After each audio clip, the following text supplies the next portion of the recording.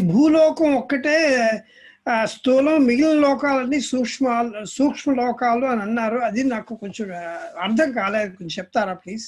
అవును, రాత్రి కళ స్థూలమా సూక్ష్మమా?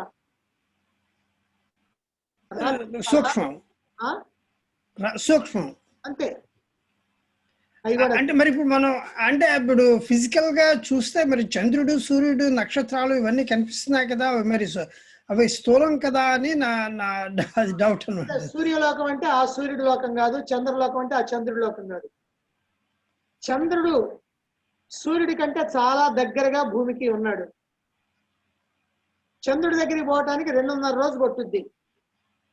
సూర్యుడి దగ్గరికి పోవటానికి ఒక 6 నెలలో 8 నెలలో పట్టుద్ది, ఈ స్పీడ్ తోటి కనకపోతే.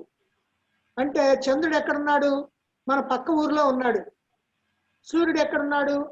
ఢిల్లీలోనో ఎక్కడో ఉన్నాడు. అంత దూరం ఉంది.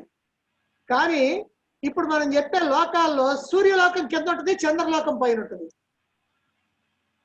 కనుక ఈ చంద్రుడు కాదు, ఆ సూర్యుడు కాదు, వీళ్ళిద్దరే మనకి కనపడేది. మిగిలిన వాళ్ళు ఎవరు కనపడరుగా. ఇంద్రలోకం అన్నా మనకి ఇంద్రుడు కనపడతాడా? వాయులోకం అన్నా వాయువు కనపడతాడా? అట్లా మిగిలిన లోకాలన్నీ కనపడేవి కాదు. ఆ లోకాలు ఏమిటనంటే ఈ లోకాల్లో ఎవరెవరు ఏ రకమైనటువంటి ఫలితాలు అనుభవించాలో అట్లా ఉంటాయి. అంతేకాకుండా ఇంకొక అద్భుతమైనటువంటి విషయం ఏంటంటే ఈ లోకాలన్నిటికీ ఈ జీవుడు ఎలా పోతాడో మనకి బ్రహ్మసూత్రాల్లో వివరంగా వస్తుంది.